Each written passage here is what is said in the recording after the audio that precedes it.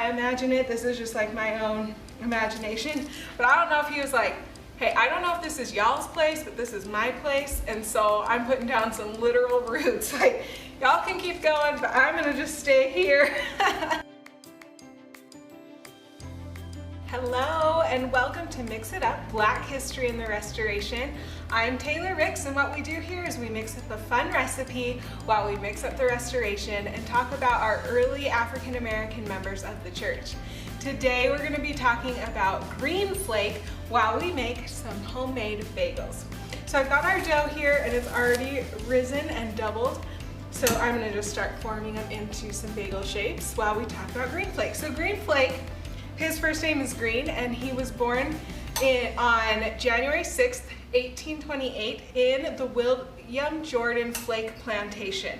So he took the name of his owner, William Jordan, and when he was about 12 years old, in the early 1840s, he was inherited by William Jordan's son, whose name is James. So James inherited him and they moved to Mississippi, and he lived there with James's wife, and he was their slave in Mississippi. In 1844, the family was met by Benjamin Clapp. He was serving a mission for the church at the time in Mississippi, and he taught them the gospel, and the family joined the church. So that means that at 16 years old, Green Flake was baptized on April 7th, 1844. The man who baptized him said he ordained 2 elders and baptized 2 black men, Allen and Green, who belonged to Brother Flake. So that's kind of the only record we have of his baptism at that time. So shortly after being baptized, like almost right away, the family headed towards Nauvoo. A lot of people believe that Green Flake knew Joseph Smith. The thing about that is Joseph Smith was murdered 3 months after Green Flake was baptized in Mississippi. So if that's true, he would have had to get to Nauvoo really quickly, within 3 months, and then get to know Joseph Smith in a really short time. So if he did know them, I would imagine if they knew each other that the relationship was kind of a short relationship, just because of that timeline. So after being in Nauvoo for a short while, it was time for the saints to head out. They were kicked out again, and they headed towards winter quarters. And this is where Green Flake, he ended up being in the 7th Ward with his owners and also with John Burton. I don't know if you remember John Burton. I believe he was week 4 that we already talked about, and so they both lived in winter quarters, 7th Ward, at the same time, and they both went ahead to Salt Lake earlier than their owners. So Green Flake, though, he actually drove the wagon team that carried Brigham Young and traveled with Brigham Young to the Salt Lake Valley. So when they got close, though, Brigham Young fell ill near Immigration Canyon and stayed back. So Green Flake continued on, and according to a lot of church documents and the newspapers and different things, Green Flake was he was driving the very first wagon to arrive in the Salt Lake Valley.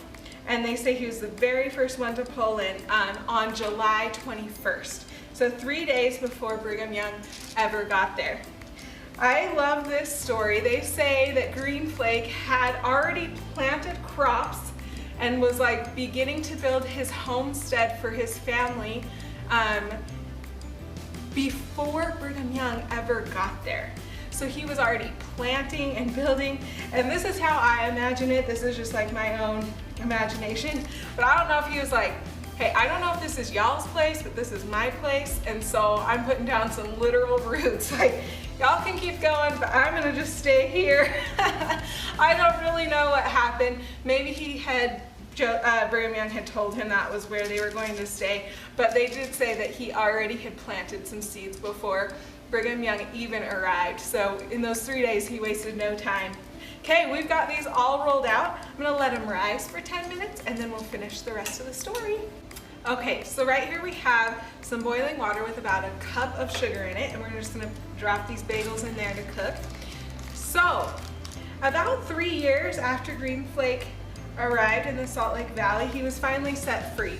And I should add that he also prepared the homestead for the Flake family, just like we remember John Burton doing. So when the Flake family arrived to the Salt Lake Valley about a year after Green Flake, their home was already ready. And then about 2 years after that, Green Flake was able to be free. And being free meant that he was able to get married, and he married his wife, Martha Ann Morris, in about 1852. Martha was also an enslaved pioneer that came. So she came to the Salt Lake Valley enslaved as well, and she belonged to the Bankhead family, but they both ended up being able to be free, and they were able to get married. So they moved to the mouth, kind of the base of Big Cottonwood Canyon, and to earn money, they farmed. And then Green Flake also worked as like a day laborer in that area and like picked up odds and ends type jobs doing that. And then he also worked quite frequently as a miner in Big Cottonwood Canyon. So he did all of those things to support his family. Together, Martha and Green had 2 kids. Their names are Lucinda and Abraham. So they took care of those kids and lived happily married for, well, you know, I'm assuming that, right? Because they stayed married. I made that part up. They were married for about 30 years, and then in 1885, sweet Martha passed away, and Abraham and Green and Lucinda stayed in the Salt Lake area for about 11 more years after she passed away. But then Abraham and Green moved to Grays Lake, Idaho together. So they just kind of got out of the area and moved on to Idaho. So we just cook these bagels on both sides for like 1 or 2 minutes in the boiling water. And then we'll place them on a greased cookie sheet.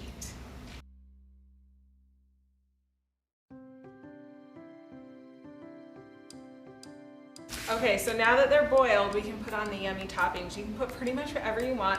I like to do some everyday, everything but the bagel seasoning, or some cinnamon sugar and stuff like that. All right, so back to the story.